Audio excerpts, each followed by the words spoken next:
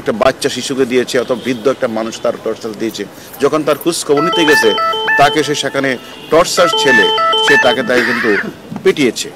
এরকম আমাদের অভিযোগ আমরা পেয়েছি। যে সব কিছু মিলিয়ে সে তার বিরুদ্ধে অজস্র অভিযোগ আমরা পেয়েছি এবং সে এই টর্চার সেলে সে বলেছে তার দুইটা আশ্রম রয়েছে, একটা হলো সাভার, একটা হলো সেখানে সে 500-700 লোক রয়েছে, কিন্তু সে খোঁজ নিয়ে জানা যাচ্ছে সেখানে 20-30 জন 40 জনের বেশি সেখানে লোক নেই। এবং আমাদের কথা হলো আমরা তাকে নিয়ে এসেছি এবং কিছু অভিযোগকারী রয়েছে তারাও মামলা রুজু করবে।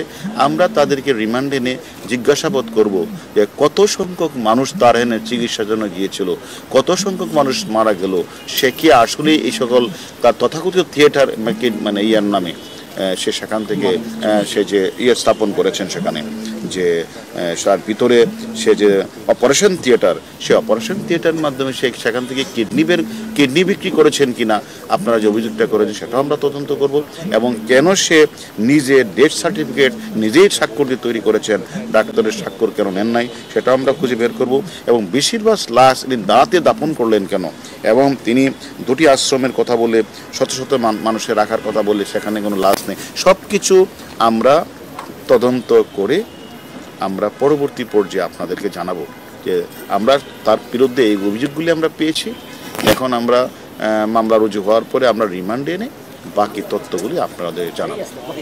আমি আজকে মিরপুর মডেল থানায় গিয়েছিলাম ওনাদের কাছে জানতে যে এই যে মরদেহগুলো তিনি দাফন করেছেন অনেকগুলোর ক্ষেত্রেই নাম পরিচয়হীন বা স্বজনরা ছিল না। এ ধরনের মরদেহ দাফন করতে গেলে জিডি এন্ট্রি করতে হয়, আপনার ফিঙ্গারপ্রিন্ট নেওয়ার একটি বাধ্যবাধকতা রয়েছে যাতে পরবর্তীতে তার স্বজনরা আসলে সেই মরদেহটি খুঁজে পায়। তো মডেল থানায় আমরা গিয়েছিলাম, তারা বলেছেন যে একটি লাশের ক্ষেত্রেও এ ধরনের কোনো আইন তিনি মানেননি, অর্থাৎ তিনি নিজেই একটি আমরা এই ধরনের বিষয়গুলো মিডিয়াতে আসার কারণেই জনমনে বিভিন্ন প্রশ্নের সম্মুখীনের কারণেই আমরা কিন্তু তাকে গ্রেপ্তার করেছি।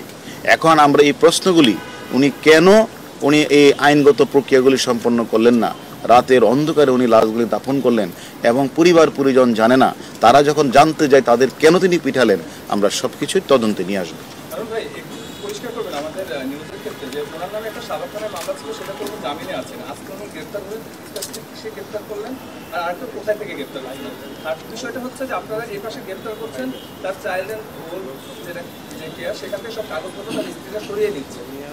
এটা আমরা আমাদের তদন্ত টিম সে কাজগুলি খোঁজ খবর নিচ্ছে, কাগজগুলি তার ওয়াইফকে আমরা জিজ্ঞাসাবাদ করব এবং কাগজগুলি আমরা উদ্ধার করব এবং তার বিরুদ্ধে একাধিক অভিযোগ আমাদের কাছে আসছে, এটি মামলা রুজু হবে। মামলা রুজু হওয়ার পরে আমরা রিমান্ডে আনবো।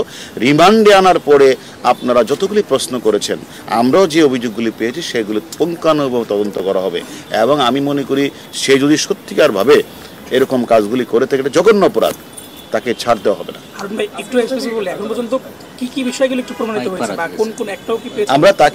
আমরা এখন মামলা কপি আমরা পেয়েছি, আমরা তার বিরুদ্ধে একদিকে তো মানব পাচার, অন্যদিকে তার বিরুদ্ধে যে বাচ্চা শিশুদের উপরে যে মানে হামলা এবং আত্মীয় স্বজন গেলে যে তাদের উপরে মানে মারপিট এবং বিভিন্ন জায়গাগুলোতে উনি যে টর্চার সেল বানিয়েছেন সব কিছুই তার মামলার মধ্যে আসবে।